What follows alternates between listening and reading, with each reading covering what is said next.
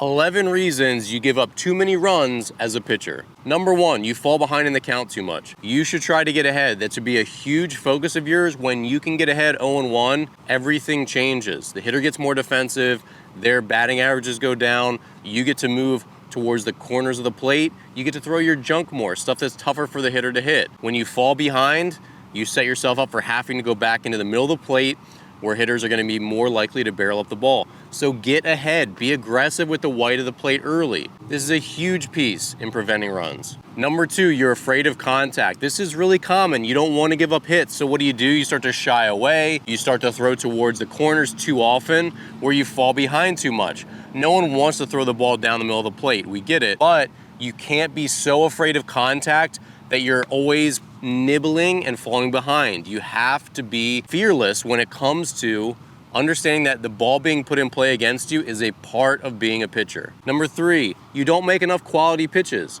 Look, when it comes down to it, say it's 1 and 2 and you've got to throw that slider, that breaks to the corner of the plate, can you execute?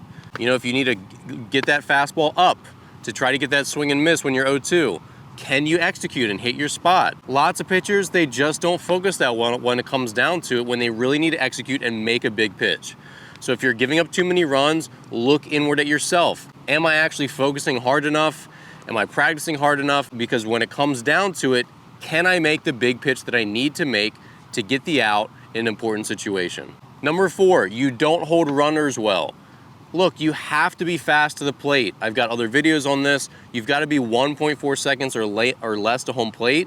That's the only way your catcher's ever gonna have a chance of throwing out runners, and it's the only way runners are gonna be deterred from stealing in the first place. That and having a good pickoff move. So you have to work on your pickoff move in practice. You have to, pick over enough, and you have to vary your holds. That means how long you hold the ball between each pitch. You have to vary it 3 seconds, 1 second, go 2 seconds, 4 seconds, pick off, all these different things. Pitch from the slide step, be fast to the plate. You have to hold runners. If you don't, every single, every walk, every error becomes a double. It's extremely hard to pitch that way, and lots of runners are gonna score. When it's walk, they steal second, and then a blooper scores them.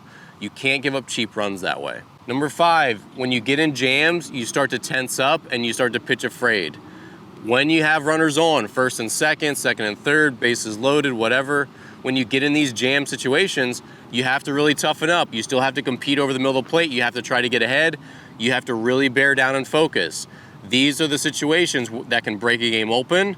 So you have to really focus and throw strikes and compete. And that takes a lot of the mental toughness and having a mental process to not be afraid and pitch timid in a jam. The next reason pitchers give up too many runs is because they are not forcing hitters to put the ball in play. They're trying to get swings and misses constantly because everyone's obsessed with strikeouts these days. And when you're constantly trying to get swings and misses, guess what?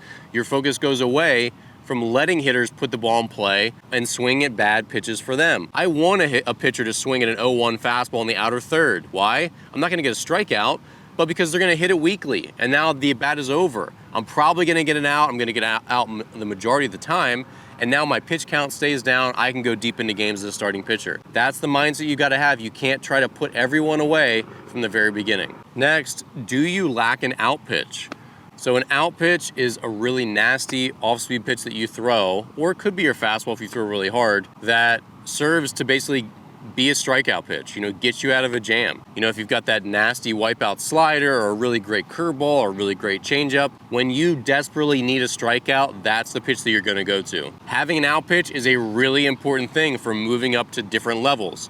So if you wanna go from college to pro ball or high school to college ball, or just make your high school team, do you have an out pitch? So you have to work really hard on developing and improving and getting feedback for your breaking ball, for your changeup, so that can hopefully develop into an out pitch. And that's the way you get yourself out of jams. You've got the bases loaded and 2 outs. Maybe you do need to punch this hitter out. And if you've got that nasty curveball or that nasty changeup, you can really rely on that pitch in those big jams. And that's gonna save you those big innings, stranding all those runners on base. The next reason pitchers give up too many runs, they don't have an off-speed pitch that can get both sided hitters out well. So this is why every pitcher needs a changeup, because as a righty, my breaking ball is gonna break into a lefty. so it's going to be a little less effective to the lefty. So what do I have that'll break away to a lefty where it's going to be a little more effective for them? Well, that's where the changeup comes in. So if you only throw a fastball and a curveball, or a fastball, curveball, and a slider, which you shouldn't need to throw 2 breaking balls in amateur baseball, well, you're probably going to struggle to get the other side of hitters out. Next, you don't throw your off-speed stuff for strikes enough. If you have a curveball, great. And if you can only throw it for a strike 30 or 40% of the time, like not very often, then it's not going to be a very effective pitch, even if it has super sharp break, for example.